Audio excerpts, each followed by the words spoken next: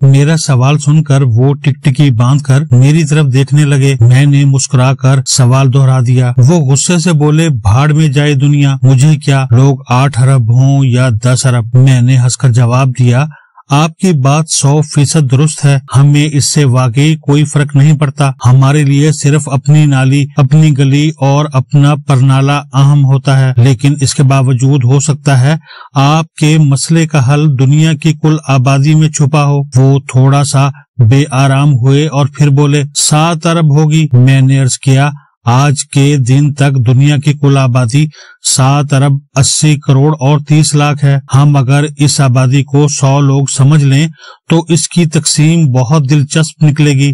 इन 100 लोगों में से 11 यूरोप में रहते हैं, 5 शुमाली अमेरिका, 9 जनूबी अमेरिका, 15 अफ्रीका और 60 यानी कुल आबादी का निस्फ से जायद हिस्सा बर्रे आज़म एशिया में रह रहा है।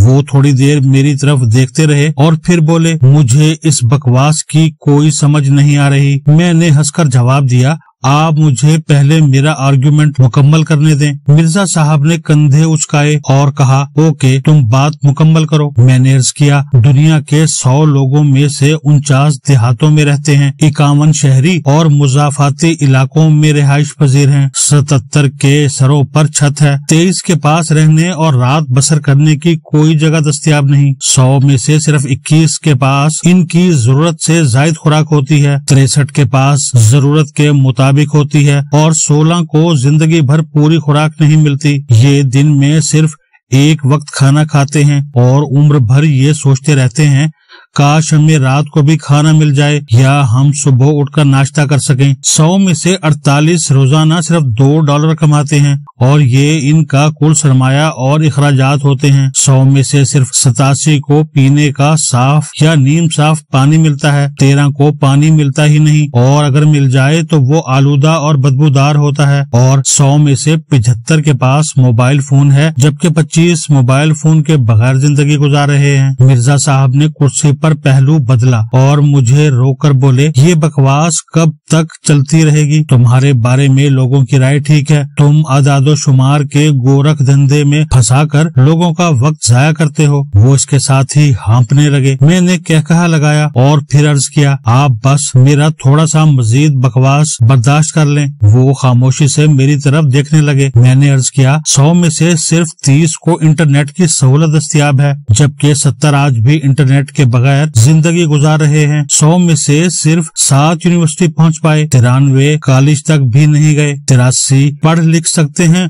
और 17 चिट्टे अनपढ़ हैं। 100 में से 33 ईसाई, 22 मुसलमान, 14 हिंदू, 7 बुद्ध, 12 छोटे मजहब से ताल्लुक रखते हैं, जबकि 12 का सिरे से कोई मजहब नहीं। मैंने सांस लिया और फिर कहा, और मैं अब अपने असल इशू की तरफ आता हूँ। वो बेजारी से मेरी तरफ देखने लगे। मैंने अर्ज किया, 100 लोगों में से 26 लोग 14 साल की उम्र से पहले फौत हो जाते हैं, 66 लोग 15 से 64 साल के दौरान फौत होते हैं और दुनिया के 100 में से सिर्फ 8 लोगों को 65 साल से ऊपर की जिंदगी मिलती है। लिहाजा अल्लाह ताला ने अगर आपको घर दे रखा है, अगर आपके पास खाने के लिए वाफिर खुराक और पीने के लिए साफ पानी मौजूद है, आपके पास अगर मोबाइल फोन है, आपके घर या दफ्तर में इंटरनेट चल रहा है, आपने अगर कॉलेज या यूनिवर्सिटी की तालीम हासिल कर ली और आपकी उम्र अगर 65 साल से ऊपर है, तो फिर आपको इस जमीन से मजीद कुछ नहीं चाहिए। आपके पास फिर सब कुछ मौजूद है और आप सीधे साधे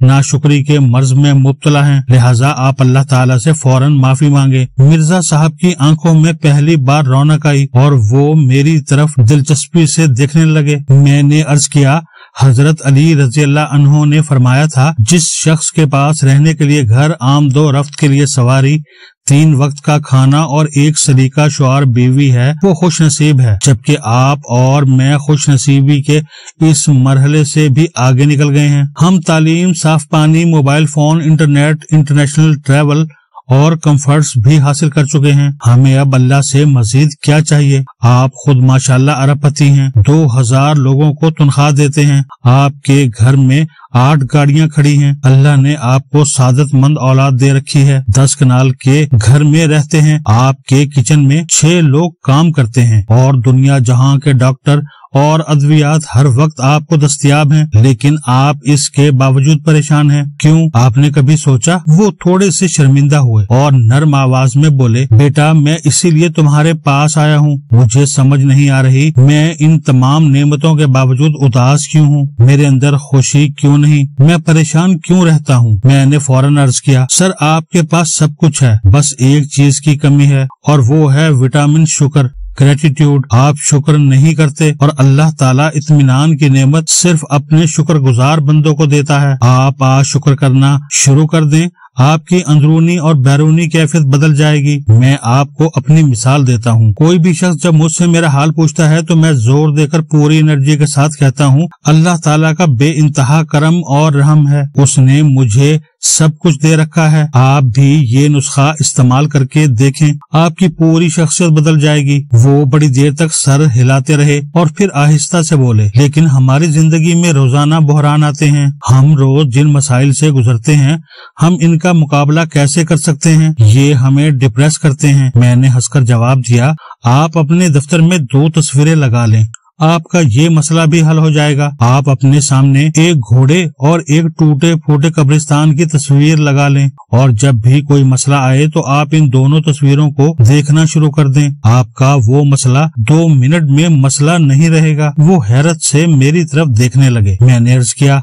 आप पहले घोड़े की तस्वीर को समझें। एक बादशाह ने किसी शख्स को सजाए मौत सुना दी। जल्लाद इसे बादशाह की अदालत से ले जाने लगा तो इस शख्स ने बादशाह से अर्ज किया, हुजूर अगर मैं मर गया तो मेरे बाद दुनिया का एक मुनफरिद हुनर भी खत्म हो जाएगा। आप मुझे कम से कम इतनी मोहलत दे दें, मैं अपना फन किसी को सिखा जाऊं। बादशाह ने इसे वापस बुलाया और पूछा, तुम्हारे पास ऐसा कौन सा फन है? कैदी हाथ बांधकर बोला, हुजूर मैं घोड़े को उड़ना सिखा सकता हूँ। बादशाह ने हैरान होकर पूछा, कितने अरसे में? वो बोला, जनाब 3 साल में। बादशाह ने कहा, और अगर तुम नाकाम हो गए तो फिर? कैदी ने कहा, आप बेशक मेरी गर्दन उतार दीजिएगा। बादशाह ने पूछा, तुम्हें इसके लिए क्या क्या चाहिए? इसने अर्ज की, सफेद घोड़ा, बड़ा सा मैदान और मेरे रहने और खाने पीने और खिदमत के लिए मुलाजमीन। बादशाह ने इसकी तीनों शर्तें मान ली। कैदी को बादशाह का घोड़ा दे दिया गया। वो घोड़ा लेकर मैदान की तरफ जाने लगा तो इसके साथी ने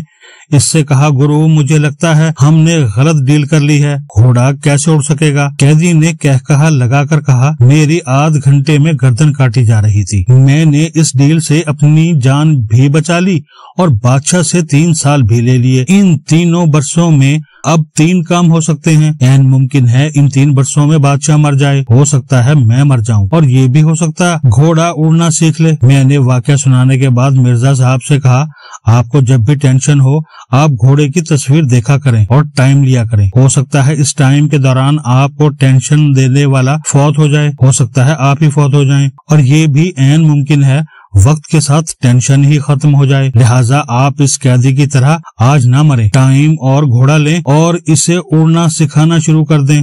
और दूसरी तस्वीर कब्र की है, टेंशन में इसे देखें और अपने आप को बताएं, दुनिया में सिर्फ कब्रों को कोई टेंशन नहीं होती, सिर्फ मुर्दे किसी परेशानी का कोई हल तलाश नहीं कर सकते। मैं अभी जिंदा हूँ, मुझे परेशानियां भी आएंगी और मैं इनका हल भी तलाश कर लूंगा। आप यकीन करें आपकी परेशानी 2 मिनट में खत्म हो जाएगी। लिहाजा शुक्र करें और घोड़े और कब्र की तस्वीर देखते रहा करें, आप बहुत अच्छी जिंदगी गुजारेंगे।